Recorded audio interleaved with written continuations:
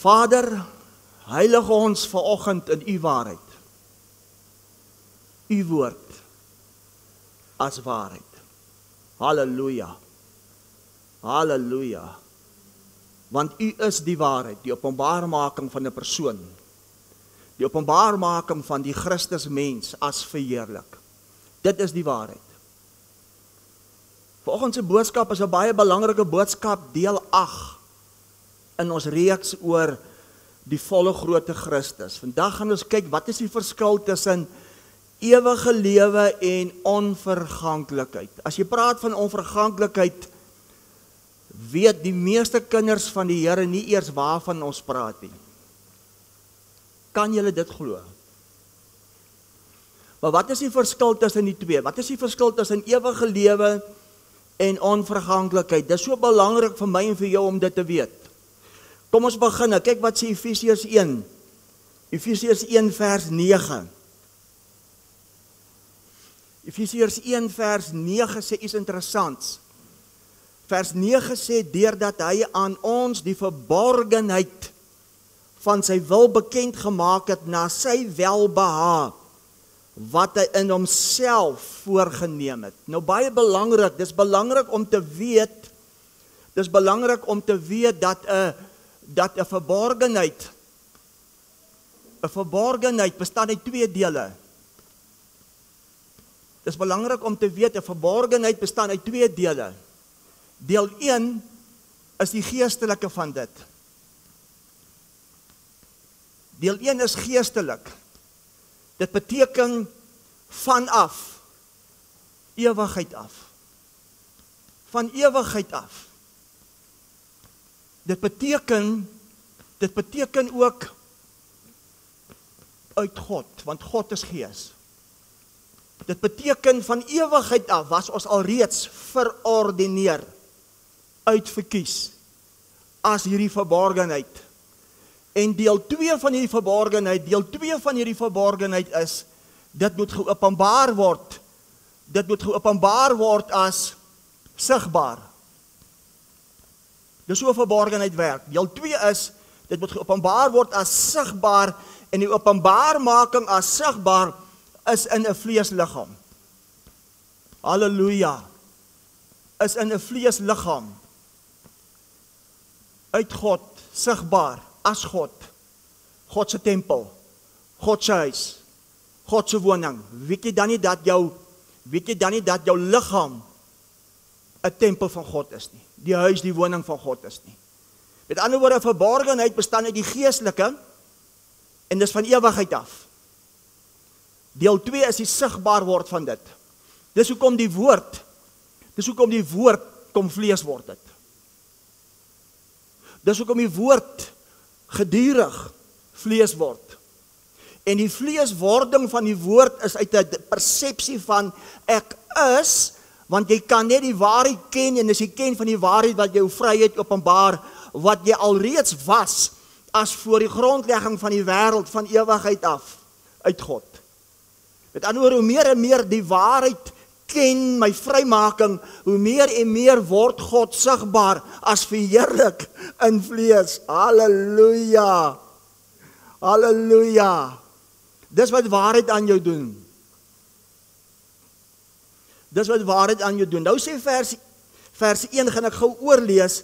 Nou sê Efesiërs 1 vers 9, deurdat hy aan ons die verborgenheid van sy wil bekend gemaak het, na sy welbehae, wat hy in homself voorgeneem het. Wanneer het hy voorgeneem? Voor die grondlegging van die wêreld. Was jy alreeds in hom uitverkies as heilig? Alles tot heerlikheid, tot verheerliking van hom. Kyk wat sê vers 10, om die volheid van tye te reël. Om die volheid van tye te reël, met die doel om alle dinge wat in die hemele, sowel as wat op die aarde is, onder een hoof in Christus te verenig. In hom, in wie ons ook 'n erfdeel ontvang het, nadat ons van tevore daartoe verordineer, voor die tyd reeds besluit is ooreenkomstig die voorneme van hom wat alles werk volgens die raad van sy wil. Jy gaan vanoggend sy wil hoor. Sê saam met my, met die volheid van tyd. Ons weet wanneer was met die volheid van tyd. Ons weet met die volheid van tyd. Met die volheid van tyd, as dit is volbring. Met die volheid van tyd, as dit is volbring. Ons weet 3 dae later, as 'n goddelike waarheid, weet ons, daar was 'n opstanding in dit. My kruit bly val elke oggend, dan tel ek hom elke oggend op, so ek gaan nie weer verskoning maak, het ek gebuk het nie, almal weet ek tel die kruit op. Ons weet daar was 'n opstanding tot hierdie geestelike waarheid wat sigbaar word. Halleluja. Nou sê vers 10, om die volheid van tye te reël, om alle dinge wat in die hemele is en alle dinge wat op die aarde is, hier kom dit onder een hoof in Christus voor te stel. In Christus voor te stel. Die Aramees, Jesus het Aramees gepraat. Die Aramees sê, om die administrasie as die einde van tyd te openbaar, sodat alles wat in die hemel en alles op die aarde nuut gemaak kan word, soos dit vir altyd was as van ewigheid af. Met ander woorde, met die volheid van tyd, dit is volbring, as vanuit ewigheid soos dit nog altyd was, het hy alle dinge gevat in die hemele, hy het alle dinge gevat in die hemele, hy het alle dinge gevat op die aarde, toe het hy geopenbaar, alles is nuut, soos vanaf uit, as 'n verborgenheid. Met ander woorde, as jy dit kan snap, as dit is volbring, is alles op die aarde, alles in die hemele vir God. Wat beteken nuut, soos dit was, voor die grondlegging van die wêreld? Sê in Christus. Daarom kyk gou wat sê 2 Korintiërs 5:17. Onthou, ons wil kyk, wat is die verskil tussen ewige lewe en onverganklikheid? Ek lê 'n fondasie. Daarom kyk gou wat sê 2 Korintiërs 5 oor dit. 2 Korintiërs 5 vers 17. 2 Korintiërs 5 vers 17 begin met daarom. Die daarom is 'n gevolgtrekking. Met ander woorde, die gevolgtrekking wat ons nou maak van alles is in Christus as volbring, die administrasie van die einde van tyd. Ek hoor hulle haal Salomo aan, dan sê hulle, daar's 'n tyd om gebore te word, daar's 'n tyd om te dit, daar's 'n tyd om te sterwe. Kom, ek bring vir jou goeie nuus. Vir God om die waarheid te openbaar, toe vat hy alle dinge as die administrasie van tyd, en hy plaas alles in Christus as nuut, as die begin van die ware. So ons leef nie meer in tyd nie, ekskuus as ek opgewonde raak, ons leef 'n dimensie uit ewigheid. Halleluja! En daai dimensie wat ons nou leef, noem hy nou. Nie 'n gister met bekommernis en foute nie, nie 'n toekoms met wakker lê nie, sê 'n nou. Jy gaan nou sien hoekom. Kyk wat sê 2 Korintiërs 5:17, daarom as iemand in Christus is hy 'n nuwe skepsel. Hallo julle nuwe skepsels. Sê die Here moet help. Soos hy een ou vriend van my sê die Here moet help. Die ou dinge het verbygegaan, alles het nuut geword. Vers 18, en dit alles is uit God, wat ons met homself versoen het, deur Jesus Christus, en ons die bediening van die versoening gegee het. So wat is ons opdrag? Ons opdrag is om nou te gaan verkondig 'n bediening van versoening, om vir almal te gaan vertel hoe nuut hulle is in Christus, nie om hulle te dreig met hel, sodat hulle moet doodgaan en dan hemel haal nie. Dis 'n versoeningsevangelie. Alles het nuut geword in Christus. Hallo, jou nuwe ding. As God na jou kyk met jou drankprobleem, hoe sien God jou nuut? Word vernuwe in die gees van jou gemoed, dat jy kan openbaar die ware jy, en dan los drank jou. Ek weet ook om ek oor drank praat, he. Ek noem het maar net, dalk is het, dalk voel Richard, ek praat met hom vanoggend, ek weet nie. Sê God het dit gedoen. En kyk gou wat sê vers 19, naamlik dat in Christus, sê saam met my in Christus, die wêreld het hom versoen het, deur hul misdade nie toe te reken nie, en die woord van versoening aan ons te vertrou. Met ander woorde, in Christus is geen misdade. In Christus is geen tekortkominge. In Christus is jy, as God na jou kyk, so volmaak, dat hy selfs die wêreld se tekortkominge, dat hy die wêreld se goed nie toegereken het nie, want hier is geen tekortkominge, hier is geen sonde, 'n verwronge identiteit of wat nie, dat in Christus is jy perfek, volmaak, volkome, heilig, onberispelik as die begin van die verborgenheid, sodat dit kan sigbaar word as die ware. En belangrik, ons gaan nou agterkom hoekom ons onverganklikheid nie sien nie. Die Here het my woord gegee. Dis belangrik om te weet, dit alles, NB, dit alles is God se vermoë. Dit het niks met jou te doen gehad nie. Jy moet nou net oortuig word, dis wie jy is. Dit alles in Christus is alles God se vermoë gewees. Hy het dit gedoen. En toe dit volbring is, was dit nie hier gedoen nie. Dit was alreeds die ware jy, hy het net kom openbaar wie jy eintlik is.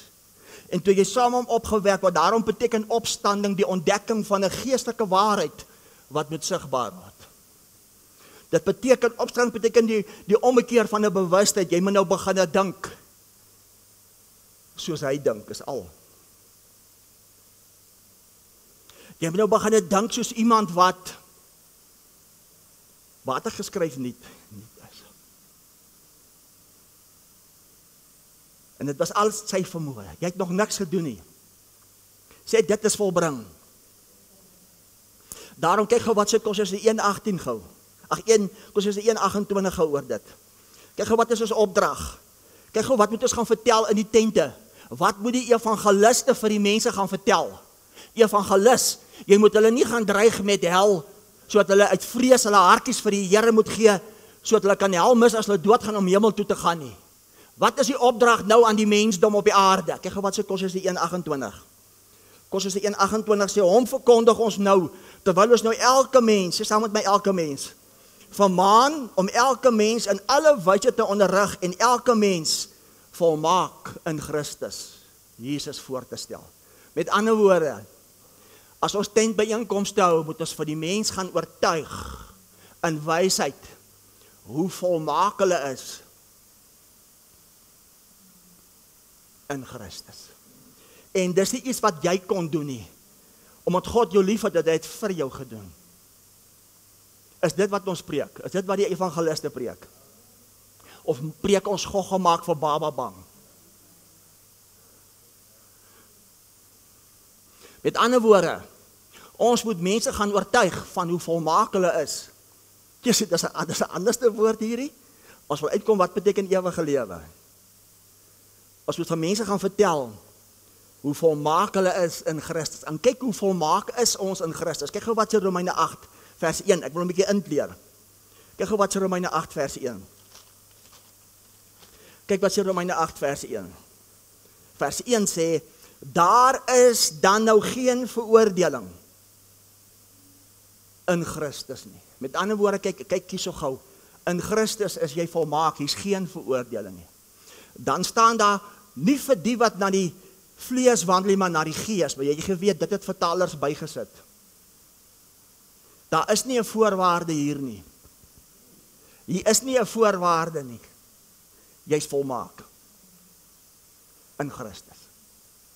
En hier is geen veroordeling. Wat is veroordeling? Veroordeling is enige vorm. Luister mooi. Ek gaan nie skryf, ek wil nie skryf veroordeling. Nee, wag, ek moet spasie los. Veroordeling is enige vorm van skuldig bevinding of straf. Veroordeling is enige vorm van skuldig bevinding of straf. In Christus, jou volmaakte ding is geen veroordeling nie. Halleluja. Halleluja. Nou, hier kom dit. Kyk wat sê vers 2. Want die wet van die gees van die lewe in Christus Jesus het my vrygemaak van die wet van sonde en die dood. Kyk op die bord. In Christus is ek vrygemaak van die wet van die gees van lewe.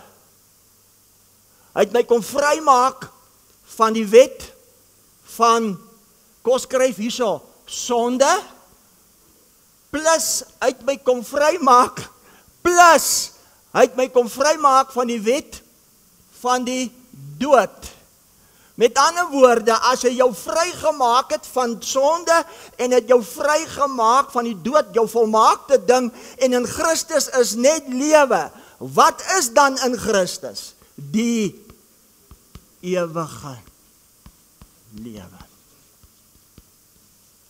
En dit is alles uit God se vermoë, jou volmaakte ding, alles in die hemel en op die aarde het nuut geword en dis in Christus.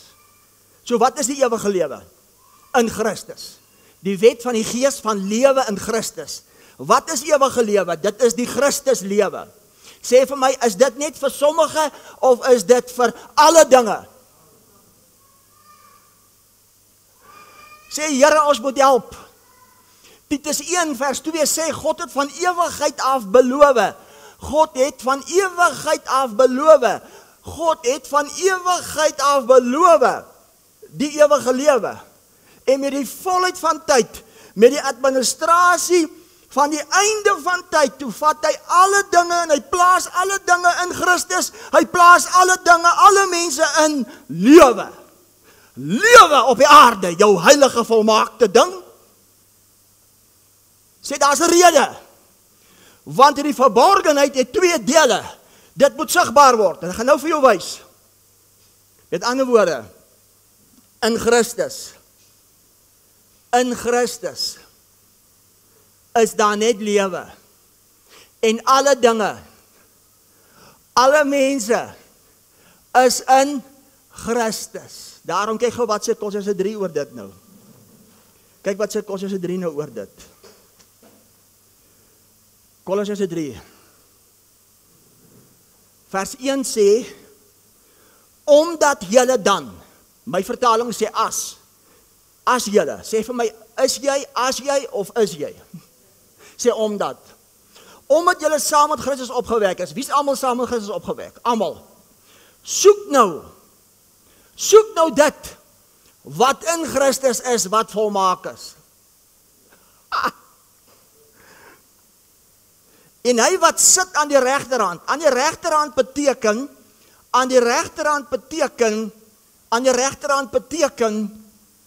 die Christus denke. Soek dit. Sê saam met my soek.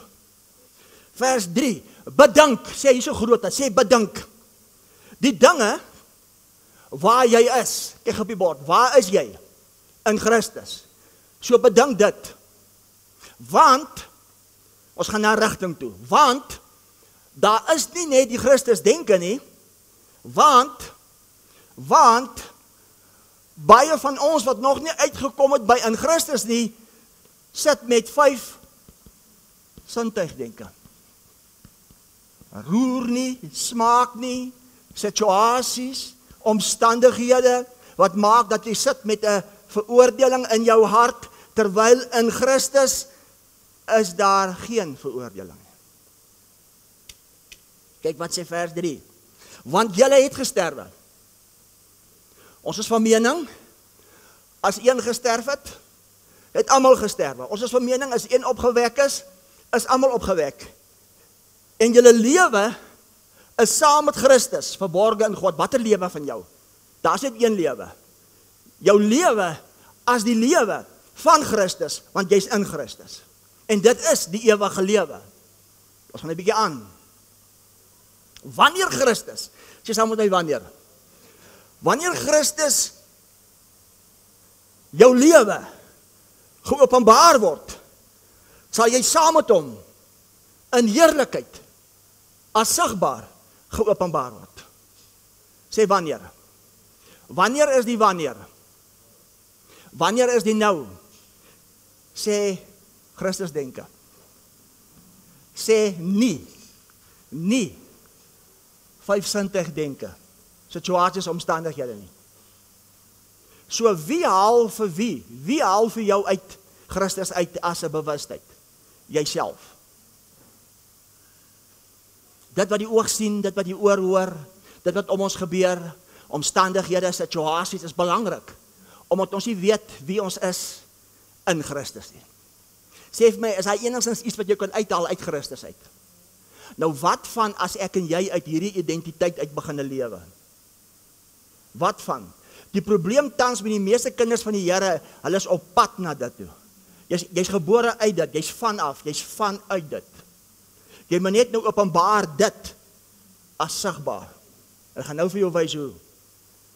Met ander woorde, wat is die ewige lewe? Dis die Christus lewe, dis volmaak en dis in Christus en dit was God se vermoë. Almal het dit. Met ander woorde, jy gee nie jou hart vir die Here om hom aan te neem dat jy kan helmis, doodgaan en hemel toe gaan nie. Dit is nie dit nie.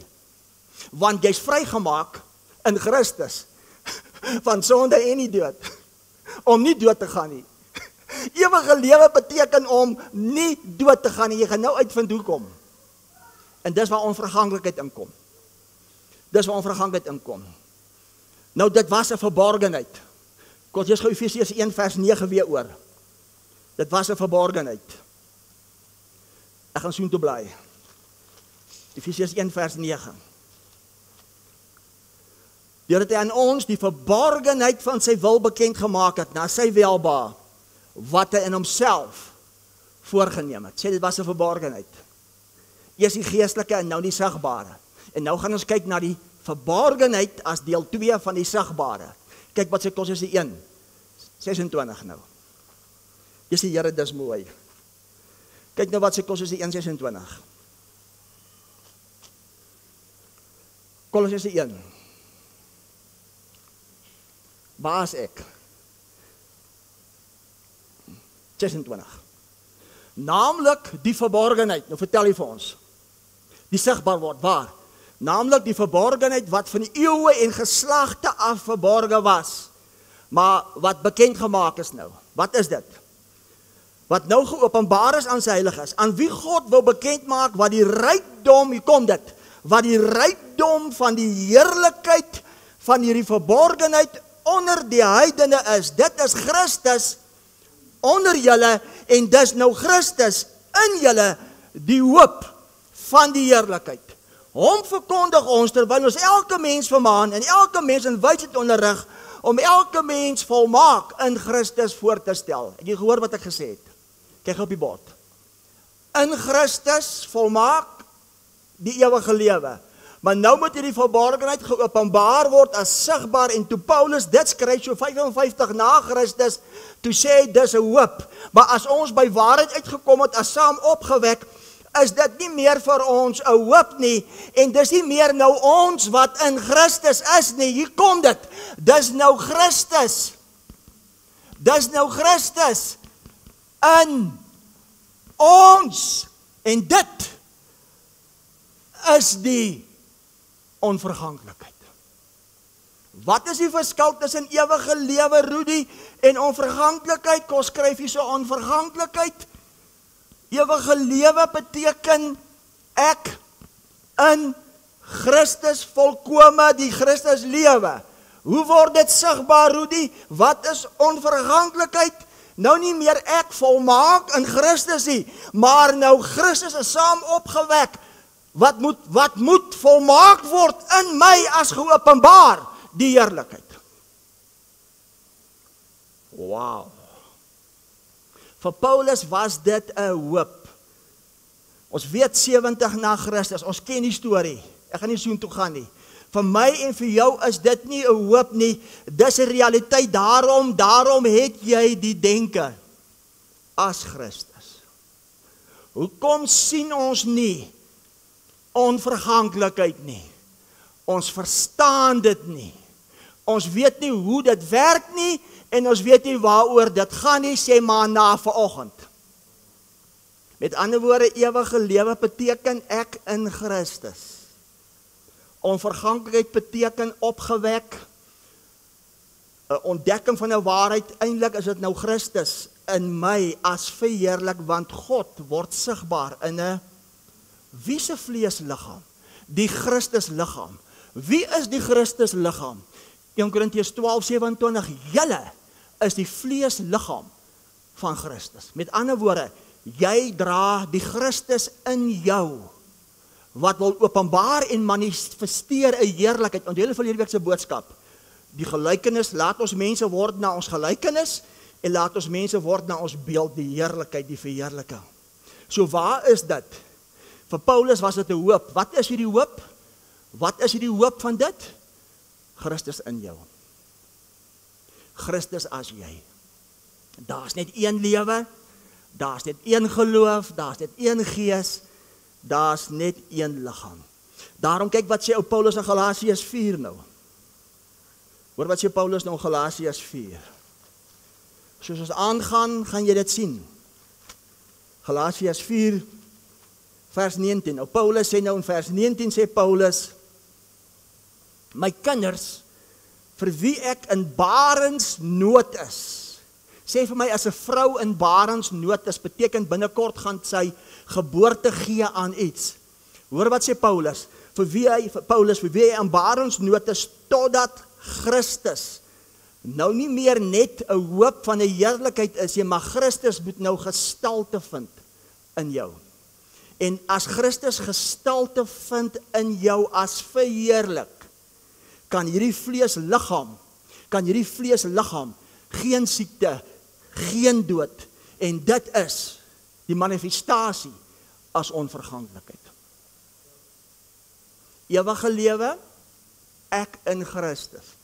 Onverganklikheid, Christus in my, wat moet gestalte vind. Wat moet gestalte vind. Wat moet gestalte vind.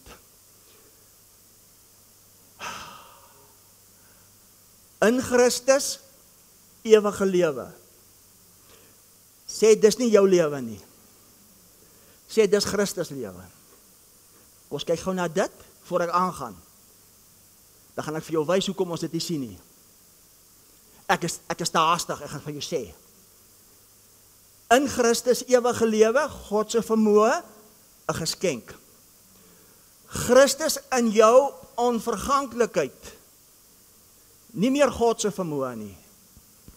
Jou vermoë as Christus denke. Of nog steeds 5 sintuig denke. En ek gaan dit nou bewys en bevestig. Hierso moet jy ontvang, God het alles gedoen. Hierso het jy 'n rol en 'n verantwoordelikheid as die Christus denke, behalwe as jy nog manifesteer, openbaar 'n 5 sintuig denke, dan sê ek ook, ek is in barensnood totdat Christus in jou, as jy gestalte vind. Dis hoekom ons dit nog nie gesien het nie. Ek gaan dit nou bevestig. Kyk gou na hierdie lewe. Kyk gou wat sê Romeine 5. Dis sy lewe. Net vir interessantheid, net vir die lekkerte gou. Want my preek is amper alweer klaar. Ek preek te kort deesdae. Nee, ek jok, hier's nog 'n paar skriffies sien ek. Hoor wat sê Romeine 5 vers 10. Vers 10 sê, want as ons terwyl ons nog vyande was met God versoen is deur die dood van sy seun, veel meer sal ons deur sy lewe gered word nou dat ons versoen is. Waar was die versoening? As 'n bewustheid. Waarmee die mens gesukkel? Met 'n verwronge identiteit as 'n bewustheid. Hoe het die mens kom red? Het jy die mens kom red? Jy het dit kom red. Dis altyd kom doen dit om vir jou te openbaar wie jy eintlik is as die Christus denke. Maar ongelukkig sit die mens en sit die kerk nog steeds met 'n vyfsintuig denke en ons wag vir dinge wat moet gebeur, wat nooit sal gebeur nie, terwyl die Christus geopenbaar in ons wag die heerlikheid.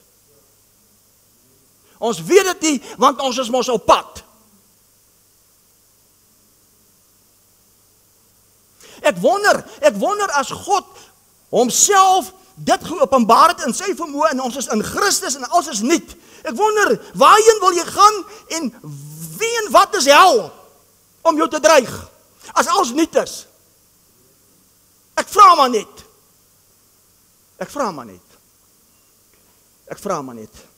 Kyk wat sê vers 18, daarom dan soos die een misdaad, verwronge identiteit vir alle mense tot veroordeling gekom is, soos deur een daad van geregtigheid vir alle mense, sê alle mense, tot regverdigmaking van die lewe. Hoe is alle mense geregverdig in die lewe? Alle mense is nie gemaak in Christus, volmaak, volkome, God se werk. As sê vers 19, want soos deur die ongehoorsaamheid van die een mens baie tot sondaars verwronge identiteit gestel is, soos deur een gehoorsaamheid van een mens baie tot regverdig gestel. Net vir interessantheid, kyk gou wat sê Johannes 17 oor wat is die ewige lewe. Ek wil dit vir jou wys. Johannes 17. Met ander woorde, as ek vir mense gaan vertel, versoen jou, jy's klaar volmaak in Christus, dan openbaar ek in hulle, wat is die ewige lewe, wat hulle reeds daar ontvang het, en die reg, hulle is geregverdig op die aarde om te lewe. Daarom, wat beteken gered? Waarvan is jy gered? Jy's gered van siekte, jy's gered van alles wat jou weerhou, om Christus in jou te laat gestalte vind, as die lewe, onverganklikheid. Dis die redding. Daar's nergens in hierdie Bybel 'n redding met 'n Grieks of Hebreëus of Aramees verwysing van hemel en hel en dood nie. Daarom moet hy tot jou dood vir jou kom smaak. Dus die wonder is jy genees. Jy's gered om hom te openbaar as sigbaar, onverganklik. Maar omdat ons nie weet hoe dit werk nie, as jou vermoë, en ek gaan jou nou wys, as die Christus denke. Ons probleem is, ons sukkel nog met ons vyfsintuig denke as ons onvermoë. Want dit is klaar vir jou gegee uit die dimensie van volbring. Dit is eintlik maklik.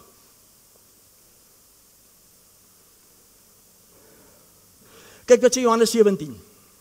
Vers 2 sê, dan moet jy mooi luister, soos u hom mag oor alle vlees, sê saam met my alle vlees. Wat beteken alle vlees? Net sommige of alle vlees? Soos u hom mag oor alle vlees gegee het, sodat hy aan almal wat u hom gegee het, die ewige lewe kan gee. Sê saam met my, sê eers saam met my ooggats of oogkoek. So wat is die ewige lewe? God het aan hom mag gegee oor alle vlees om aan alle vlees die ewige lewe te gee. So waar is die ewige lewe? In die hemel dat vlees moet doodgaan of in vlees dat vlees nie moet doodgaan nie. Hoekom in vlees? Hoekom het hy die ewige lewe gegee in vlees? Want God wat gees is moet geopenbaar word sigbaar in vlees. Wie se vlees? Die Christus vlees. Wie is die Christus vlees? Hier sit die liggaam. Dis hoekom hy die wet moes volbring. Die wet dan oor die Jode gesit het. Want die wet het sonde krag gegee. En die loon van sonde in vlees het vlees doodgemaak. Dis hoekom hy die wet moes volbring, want die wet, die vyfsintuig wêreld, kan vlees nie regverdig nie. Want die ewige lewe is in vlees, hier sit hulle. Sodat in vlees, sodat Christus in vlees verheerlik kan word, as sigbaar, onverganklik. Wow, dis my lewe hierdie. Dis my lewe hierdie. Daarom kyk, wat is die ewige lewe? Vers 3. En dit is die ewige lewe in vlees, dat hulle u ken, die enige waaragtige God en Jesus Christus. Die woordjie ken beteken so seksuele intiem tussen 'n man en 'n vrou, sodat daar 'n bevrugting kan plaasvind en 'n geboorte kan manifesteer, die geboorte van iets nuuts. Wat is die geboorte van iets nuuts? Die heerlikheid Christus in jou. En dis onverganklikheid.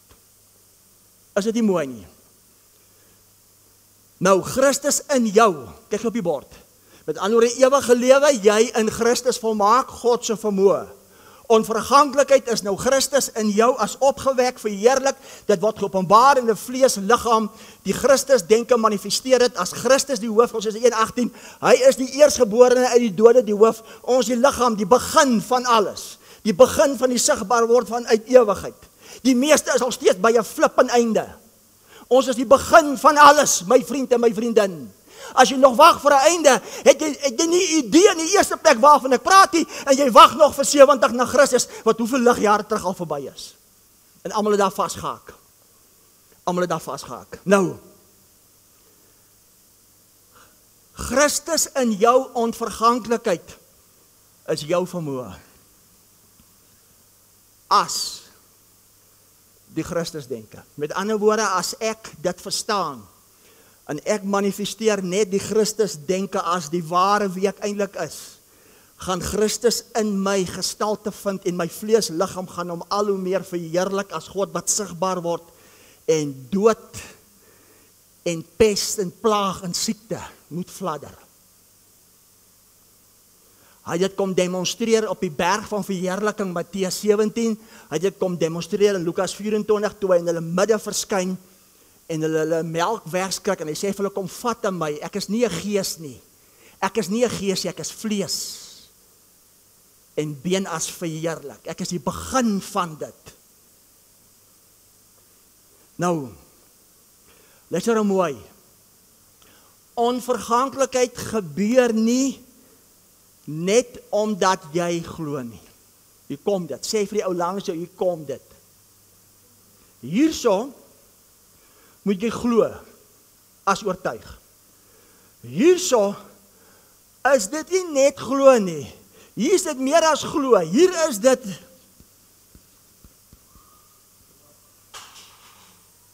onthou julle Romeine 6 vers 8. Ons weet, vers 10-11, ons reken, soos wat hy opgewek is en nie meer kan sterf nie, die dood heers nie meer oor hom nie, so moet jy in jou vermoë weet, die dood heers nie meer oor jou nie, want die wet van die gees van lewe in Christus, as hierdie lewe het my vrygemaak van sonde en die dood, en jou weet is nie 'n teologiese kopkennis weet nie, jou weet is die Christus denke geopenbaar. Die meeste van ons wat hier sit, en ek gaan my maar insluit, ons sit in hierdie bediening en ons glo in onverganklikheid, maar ons glo en ons leef nog steeds uit ons 5 sintuig wêreld, omstandighede, situasies definieer ons, daarom sal jy dit glo, en jy sal dit glo, en jy sal dit nie kan sien, manifesteer in jou vleesliggaam nie, want daar moet iets gebeur, want dit is in jou vermoë. Kom ons nader. Kom ons nader. Sê, jy kan dit nie meer net glo nie. Hoekom is mense voor ons, wat dit gepreek het dood? Hulle het dit net geglo. Maar God is so goed vir ons, hy maak dit vir ons nou verder oop. Daarom kyk wat sy Romeine 2:7 gehoor dit. Kyk gou wat sy Romeine 2:7 oor dit. Romeine 2 vers 7. Hoor nou. Aan die wat deur volharding, sê saam met my volharding, in goeie werke, heerlikheid, eer en onverganklikheid soek die ewige lewe. Kyk op die bord. Aan die wat in volharding, ten spyte van omstandighede, ten spyte van situasies, ten spyte van 'n 5-sintuig wêreld wat jou kan insluk, moedeloos, spanning, worry, maar as gevolg van 'n Christus denke, onverganklikheid, soek die ewige lewe. So dis iets wat jy moet soek, en daai soek is nie iets wat weg is nie. Daai soek beteken iets moet met jou gebeur. Verlede week se boodskap, wat is dit? 1 Petrus 1 vers 9, kom ek wys jou. Wat moet met jou gebeur? 1 Petrus 1 vers 9. En die einddoel van julle geloof is om die saligheid van jou siel te verkry. Wat is jou siel? Jou emosies, jou gevoel, jou wil, jou denke en jou siel is in jou bloed. So, kyk op die bord. In Christus, volmaak als God se vermoë, jy het die ewige lewe. Jy leef vir ewig, maar jy's nie gevrywaar. Jy's nie gevrywaar. Jy's nie gevrywaar. Onverganklikheid beteken hierdie vleesliggaam as Christus in my is gevrywaar van dood, maar ek moet dit soek. En die soek is die saligheid van my siel wat al hoe meer versadig word aan die Christus denke, want as my siel nie versadig, die saligheid gered is nie, gaan my 5-sintuig denke met my woer speel, al is ek volmaak in Christus, ek het die ewige lewe, maar in my vleesliggaam sal ek onverganklikheid nie sien, voel of ervaar nie, al is Christus in my, dit bly 'n hoop van die heerlikheid. Daarom kan ons dit nie meer net glo nie. Hoe soek ek dit? Die saligheid van my siel. My siel word al hoe meer versadig. Sê saam met my, 'n saligheid. Sê dis 'n verborgenheid. Kyk gou wat is dit? 1 Timoteus 3:16. Kyk gou wat sê 1 Timoteus 3:16. Wat is hierdie verborgenheid? Wat is die saligheid van jou siel eintlik? 1 Timoteus 3:16 en onteenseglik die verborgenheid van hierdie godsaligheid. Hierdie saligheid is groot. God is en word geopenbaar in vlees. Wie se vlees? Daarom Christus in jou. Die heerlikheid. Maar dis in jou vermoë, nie as werk en vas nie, of smeek en soebat nie. Dis in jou vermoë, as jy is, die Christus denke. Hoe soek ek onverganklikheid? Siel raak al hoe meer versadig. Die vroulik siel raak al hoe meer onderdanig, versadig aan haar man, die Christus denke, sodat die openbaarmaking kan wees, nie meer as die hoop van die heerlikheid Christus in my nie, maar die openbaarmaking as die verheerliking van Christus. En God noem dit onverganklikheid. Woe! So ewige lewe beteken in Christus volmaak die Christus lewe. Onverganklikheid beteken Christus in jou, die openbaarmaking as die manifestasie. Dis reeds joune, jy's dit reeds. Dis net jou 5-sintuig wêreld, jou siel wat moet versadig word met die ware. Want tussen die identiteit, tussen gees, as een gees, en die manifestasie as 'n vleesliggaam, staan siel. Mag dit met jou goed gaan in alles, mag jy gesond wees, mag Christus in jou gestalte vind, volgens die saligheid van jou siel. Dis die Here, daarom is dit in. Ek gaan nou dit bevestig.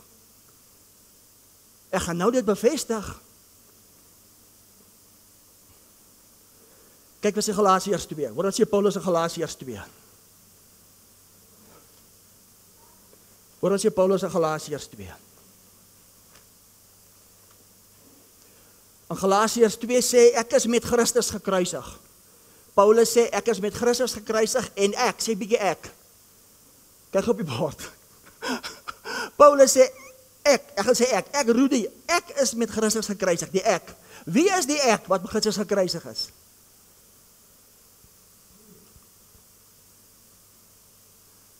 my maniertjies, hoe ek dinge hanteer, hoe my 5 sintuie wat ek sien, wat ek hoor, wat ek voel, ervaar, my definieer, die ou denke, bewustheid, verwronge identiteit is met Christus gekruisig en ek leef nie meer nie, maar die Christus denke, die ware wie ek eintlik is, leef nou. En ek leef deur die geloof van hierdie Christus as die Christus denke.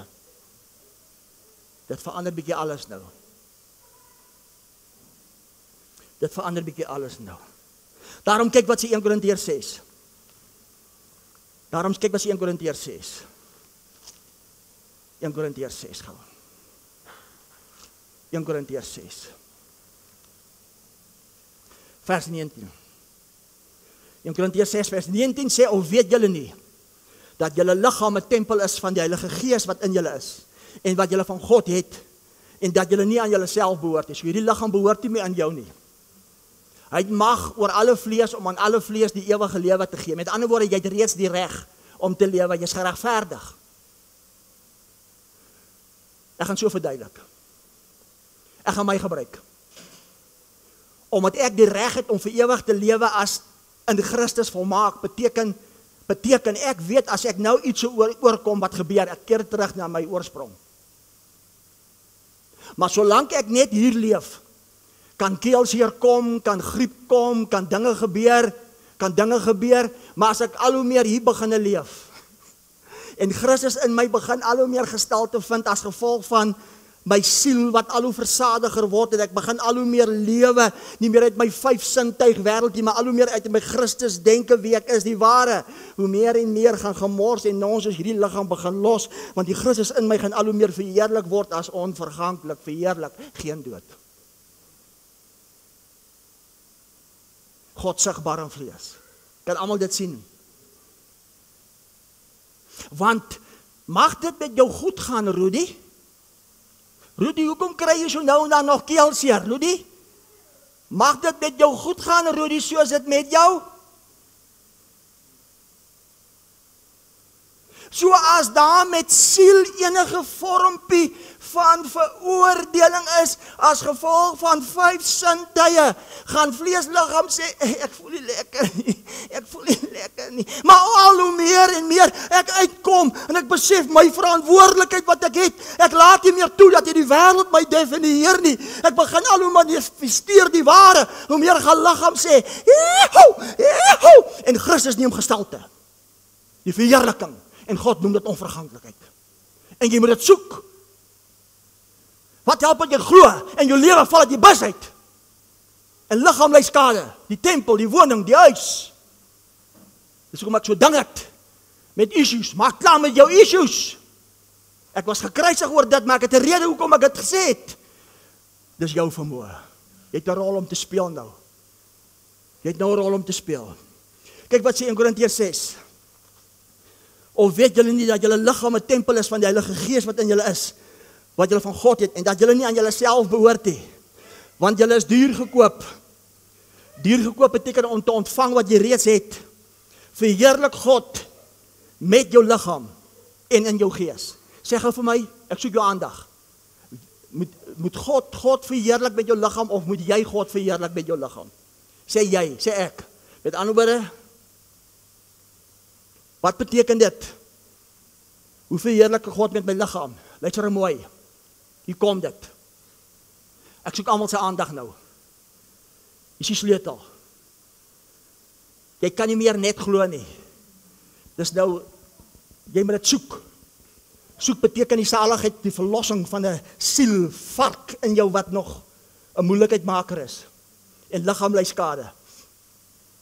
Met ander woorde, hoe meer ek Christus openbaar, hoe meer Christus gestalte vind, is omdat ek al hoe meer en meer die Christus denke manifesteer as die openbaring. Hoe verheerlik ek hom nou met my liggaam? 'n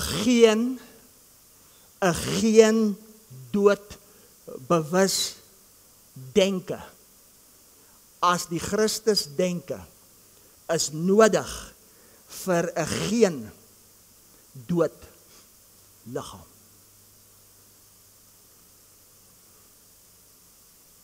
Dit raak die einde van die maand. 5 sintuie sê, hoe gaan jy dit? Hoe gaan jy dat? En skielik sit jy met spanning, stres waarvan 95% siektes veroorsaak. Siektes is 95% spanning en stres. En die Christus in jou bly 'n hoop van heerlikheid.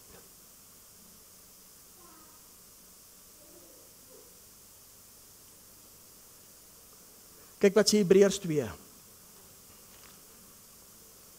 Kyk wat sê Hebreërs 2. Ontvang julle iets. Hebreërs 2. Vers 14. Aangesien die kinders dan vlees en bloed deelagtig is, het dit ook op dieselfde manier deelagtig geword, sodat hy deur die dood hom tot niet kon maak wat mag oor die dood het. Dit is die duiwel. Wie het mag gehad oor die dood? Die duiwel. Met ander woorde, omdat die mens 'n 5-sintuig mens was, het hy hom wat mag het oor die dood, die duiwel se werke tot niet gemaak, sodat ons kan opgewek word as verheerlik die ware, net 'n Christusdenker. Kyk hoekom sit jy met bekommernis? Kyk wat is die oorsprong van spanning en stres? Wat is die oorsprong van alles? Kyk wat sê vers 15. En almal kon bevry wat hulle hele lewe lank uit vrees vir die dood aan slawerny onderworpe was. Ek soek jou volle aandag. As jy sit met spanning, en jy sit met stres, en jy sit met hierdie vleesbegeertes as gevolg van ons 5 sintuie, is dit as gevolg van slawerny, en die oorsprong is uit vrees vir die dood. Het julle gehoor wat ek gesê het? So met ander woorde, hoe verheerlik ek kom met my liggaam? 'n Christus denke, 'n geen dood bewus denke, as net Christus lewe. Romeine 14 vers 17, as net die koninkryk is net vrede, is net die geregtigheid, op die pad van geregtigheid is lewe, die rigting van die pad is onsterflikheid, is net blydskap. Dan sê vers 18, en almal wat hier leef is welgevalle voor God en die mens. As jy nie sit vanoggend met vrede nie, as jy nie vanoggend manifesteer jy die geregtigheid as lewe nie, is dit as jy nie vanoggend sit met blydskap nie, is dit as gevolg van en dit bly 'n hoop van heerlikheid in my en jou. En volgende Sondag gaan ek jou wys wat gebeur met jou liggaam as jy hier begin lewe. Die wetenskaplikes kan nie hulle vinger op dit sit nie, want dit is 'n verborgenheid. Daarom kyk gou wat sê Matteus 16:23 oor dit.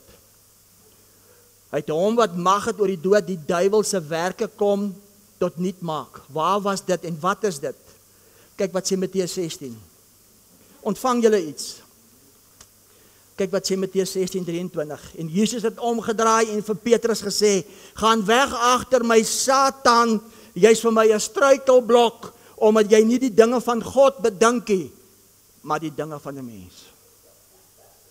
Met ander woorde, solank ek nog dink soos 'n mens, 5 sintuig, sal die Christus in my bly 'n hoop van die heerlikheid.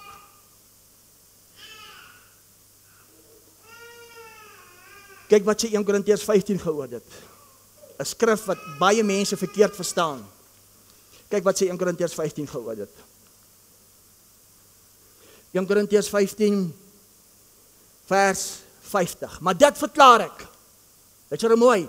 Dit verklaar ek, broeders, dat vlees en bloed, sê die 5 sintuig wêreld, die koninkryk van God nie kan beerwe nie. Waar is die koninkryk van God? In jou. Waar is Christus? In jou. Waar is die volheid? In jou. Waar is jy? In Christus, volmaak. Maar jy sal dit nie beerwe. Jy sal dit nie ervaar, manifesteer, voel, beleef, want jy's verganklik. Wat beteken verganklik?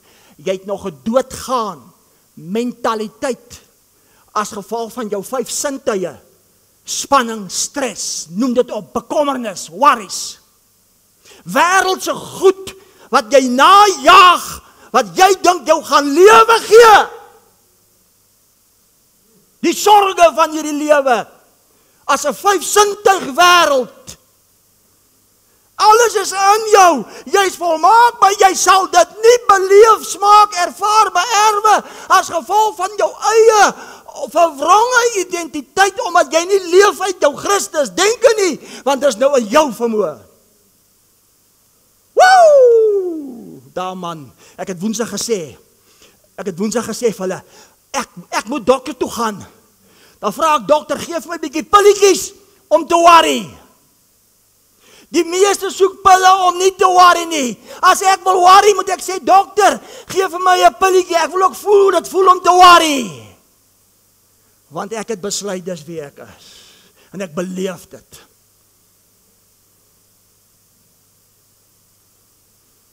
Kan ek bietjie uitdak?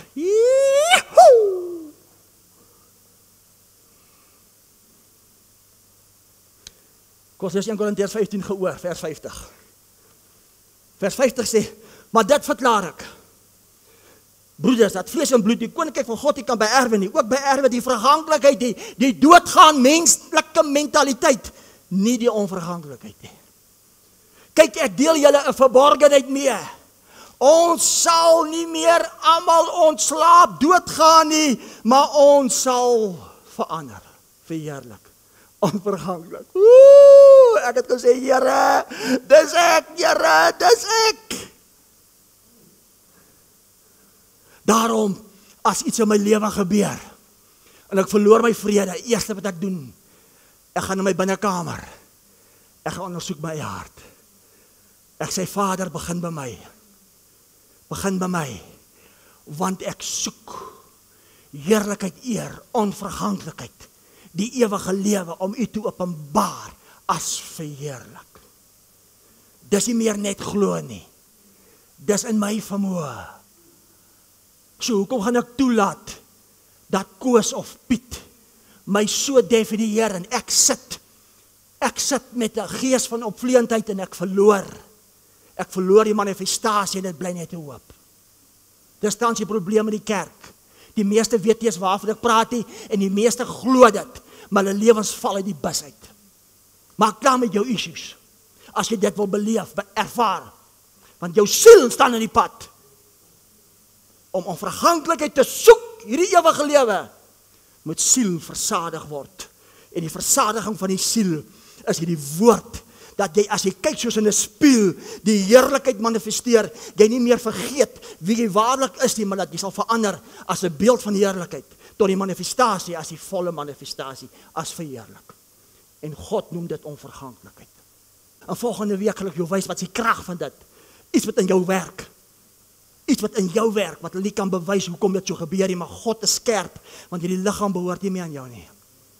Maar God kan niks doen, as jy nie weet wie jy is. God kan niks doen, as jy nog in jou sielmens, in beheer is. Dis hoekom die wêreld kan my niks bied nie.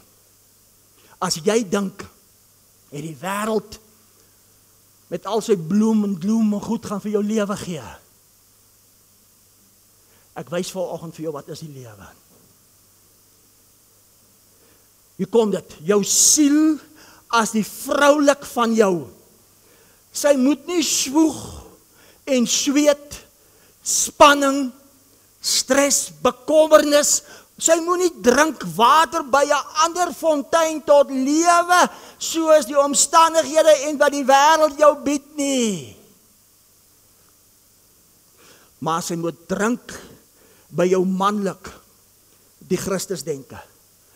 Ek is in barensnood, totdat Christus gestalte vind. Jy kan net baar dit waarvan jy swanger is. Watter man se kind draai jy? Draai jy die 5-sintuig man se kind, of draai jy die Christus denke man se kind? Daarom, ek maak klaar. Hebreërs 5. Hebreërs 5. Woe, mense, dis fantasties. Ek het al baie gesê en ek gaan dit weer sê. Hoe langer jy in hierdie bediening sit, hoe meer en meer moet jou siel, jou vroulik al hoe meer versadig word met 'n man Christus, sodat dit geopenbaar kan word. Met ander woorde, hoe langer jy in die bediening sit, hoe meer en meer gaan ons sien, jy raak al hoe verder swanger om te openbaar wie se kind dit is. Julle verstaan wat ek sê. Ek is in barensnood totdat Christus, lig van die wêreldbediening, in julle gestalte vind. Daarom kyk wat sê Hebreërs 5 vers 13, want elkeen wat melk gebruik is onervare in die woord van geregtigheid, omdat hy 'n kind is. Wat is 'n kind? Hy's volmaak in Christus, hy het lewe, hy het ewige lewe, alles. Maar as ek en jy nie gaan volwasse word as seuns geopenbaar nie, sal Christus in jou onverganklikheid net 'n hoop bly. Hoor wat sê vers 14. Maar vaste spys is vir volwassenes. Luister mooi, vir die wat die geestesvermoë besit, deur die gewoonte geoefen om goed en kwaad te onderskei. Ek soek jou aandag. Luister mooi. Vaste spys is vir volwassenes, vir die wat die geestesvermoë besit. Sê saam met my, die geestesvermoë besit. Is dit nou in God se vermoë of is dit nou in jou vermoë as die geestesvermoë? In wie se vermoë is onverganklikheid nou? Syne of myne? Die kerk het dit nie vir ons vertel nie. En wat beteken daai? Wat beteken hulle wat die geestesvermoë besit deur die gewoonte geoefen? Wat beteken dit? Hou gou jou hand hier, ek gaan verder lees. Kyk gou wat sê Jakobus 1. Wat beteken dit, Rudy? Jakobus 1 vers 2. Vers 2 sê, ag dit loutere vreugde, my broeders, wanneer julle in allerhande versoekinge val. Versoeking beteken druk toegepas op jou Christus denke. Omdat julle weet dat die beproewing van julle geloof lydsaamheid bewerk. Lydsaamheid beteken 'n kwaliteit wat nie beswyk onder omstandighede nie. Omdat julle weet dat die beproewing van julle geloof lydsaamheid bewerk, maar die lydsaamheid moet tot volle verwerkliking kom, sodat julle volmaak en sonder gebrek kan wees en aan niks kan kort kom nie. Dit beteken die volle grootte Christus in jou geopenbaar as verheerlik. Terug Hebreërs 5 toe. Hebreërs 5 vers 14, maar vaste spys is vir volwassenes, hulle wat die geestesvermoë besit. Met ander woorde, is in jou vermoë nou. Deur die gewoonte geoefen. Sê, dis 'n daaglikse leefwyse. Daarom moet ons nie bly, hier kom dit, daarom moet ons nie bly by die begin van die prediking aangaande Christus nie, maar na die volmaaktheid voortgaan. O gats, ekskuus julle, ek is dan klaar volmaak in Christus, dis waar. Jy's volmaak perfek in Christus. Maar ons kan nie bly hierdie. Ons moet nou na die volmaaktheid gaan as Christus volmaak in ons, die verheerliking onverganklik. Daarom kan ons nie meer bly by die begin van die prediking nie. Ons kan nie meer bly by die begin van die fondamente lê van bekering uit dooie werke en uit die geloof van God nie. Ons kan nie meer bly by melk nie. Klaar volmaak in Christus, perfek, ewige lewe. Maar om te openbaar, moet jy dit soek. Die saligheid, die vroulik, moet meer en meer onderdanig raak as die Christus denke. En hoe meer die vrou onderdanig, hoe meer is die man, Efesiërs 5, die verlossing van die liggaam, die Christus geopenbaar as verheerlik. En hy noem dit onverganklik. En as ek daar leef, ek lag vir siekte, ek lag vir peste, ek lag vir alles, man. Ek is die openbaarmaking as die waaragtigheid van wie wat God is sigbaar in vlees. Woe! Woe! Wie moet die geestesvermoë besit? Hierso was dit God se vermoë. Hier.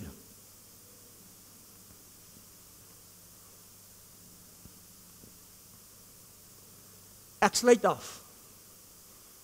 Jesus, Here, dis lekker. Ek sluit af. Baie keer sal ouens my bel, vriende, vra hoe gaan met jou, sê hulle, ja, ons vrou dit met jou gaan nie, want as jou vrou met jou gaan, dan sê jy goed. Dit gaan goed. Wie gaan met my goed? Want ek soek.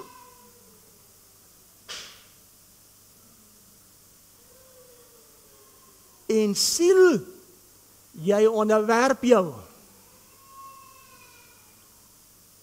Sodat Christus in my gestalte vind as sy liggaam, duur gekoop, het behoort nie aan my nie. Hy vra net my samewerking, wanneer daar situasies, omstandighede is, om my fokus op hom te hou, hy definieer my, en nie 'n situasie, nie omstandighede, nie 'n mens definieer my nie. En ek ervaar iets in hierdie liggaam. Ek ervaar iets in hierdie liggaam, wat min ervaar. Want hy het my gesê, dis nou in jou vermoë. Hy wat die geestesvermoë besit deur die gewoonte geoefen. Ons sluit af, Johannes 11. Ons is klaar, Johannes 11. Johannes 11:25, onthou jy Lazarus uit die dood opgewek? Johannes 11:25 sê Martha vir Jesus, Jesus sê vir haar, ek is die opstanding en die lewe, wie in my glo sal lewe, al het hy ook gesterf, hier op die bord. Vandag, as jy nou sterf, sal jy lewe, want jy is in Christus. Maar hoor wat sê in vers 26, en vers 26 sê, en elkeen wat nou lewe, watter lewe? Sê die Christus lewe. En elkeen wat nou lewe en in my glo, ek wil dit verder vat, en elkeen wat nou lewe en dit weet, sal nooit sterwe, tot in ewigheid nie. Dan vra hy vir jou, en vir jou, glo jy dit? Kyk wat sê in vers 40 van Martha. Hy sê in vers 40, sê, Jesus sê vir haar, het ek nie vir jou gesê, as jy glo, sal jy die heerlikheid van God sien nie. Waar is die heerlikheid van God? Christus in jou. Hoe gaan jy die heerlikheid van God sien? Hoe gaan jy die heerlikheid van God sien? Lazarus, kom uit! Sê geen dood. Sê geen dood. Want die wet van die gees van lewe in Christus het my vrygemaak van die wet van sonde en die dood. Maar nou, om dit te openbaar as onvergandelik is Christus in my, sodat die wet van sonde en dood, verwronge identiteit, situasies, omstandighede geopenbaar kan word in my siel, my vyfsintuig wêreld raak al hoe meer versadig aan 'n man die Christus denke, en al hoe meer van die gestalte, en al hoe meer word ek as die liggaam van Christus, verheerlik God in vlees, die volbring van die verborgenheid. Hier staan hy. Amen. Gee die Here 'n lekker lofoffer vir dit.